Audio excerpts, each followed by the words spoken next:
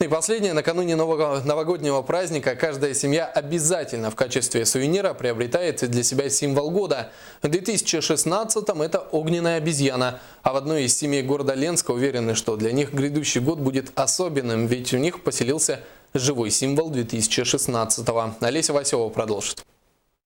Знакомьтесь, это Георгий, маленький друг девочки Кати и беличьей Саймири, один из представителей семейства обезьяньих. В своей человеческой семье он живет уже не первый год. Несколько лет назад в городе Новосибирске его купили для старшей Катиной сестры, которая на тот момент там училась. А потом вместе со студенткой он вернулся в Ленск и прочно обосновался в северном городке. Но, честно говоря, они сразу не поверили.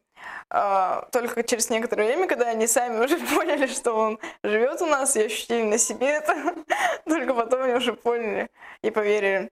А ощутили вполне конкретно. Гоша кусает Катиных друзей за пятки и при этом очень не любит детей. Видимо, сказывается тяжелое прошлое. До того, как попасть в семью, он жил, что называется, у вольного артиста и частенько становился участником цирковых и развлекательных представлений в школах и детских садах.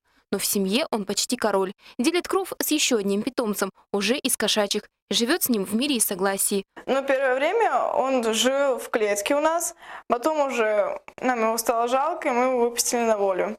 Но потом уже об этом пожалели очень сильно.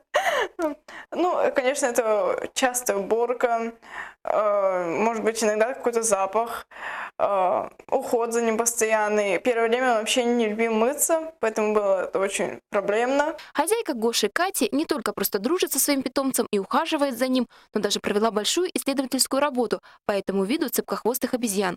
Участвовала с докладом в научной конференции, так что про своего питомца она знает многое и всегда старается обеспечить ему беспроблемную жизнь вдали от теплой родины. В канун наступающего праздника принято задабривать символ грядущего года. Вот и мы сегодня пришли к Гоше не с пустыми руками, а с его любимым лакомством, мандаринами. Мы вот сейчас его угощаем и надеемся, что с его легкой лапы телерадиокомпания «Алмазный край» в 2016 году ждет большой успех и процветание.